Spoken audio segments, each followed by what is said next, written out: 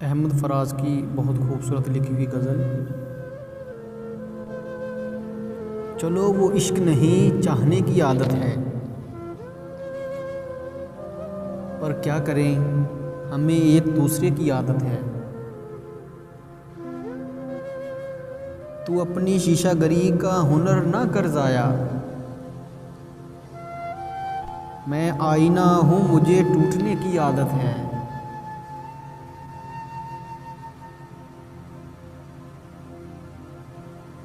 میں کیا کہوں کہ مجھے صبر کیوں نہیں آتا، میں کیا کہوں کہ مجھے صبر کیوں نہیں آتا، میں کیا کروں کہ تجھے دیکھنے کی عادت ہے۔ تیرے نصیب میں اے دل صدا کی محرومی، نہ وہ سخی نہ تجھے مانگنے کی عادت ہے۔ وصال میں بھی وہی بے فراق کا عالم، کہ اس کو نیند مجھے رت جگے کی عادت ہے۔ یہ مشکلیں ہوں تو پھر کیسے راستے طے ہوں،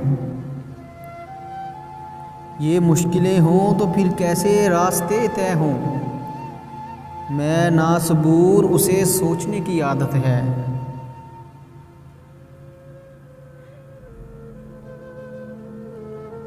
یہ خود اذیتی کب تک فراز تو بھی اسے، یہ خود اذیتی کب تک فراز تو بھی اسے، نہ یاد کر کے جسے بھولنے کی عادت ہے۔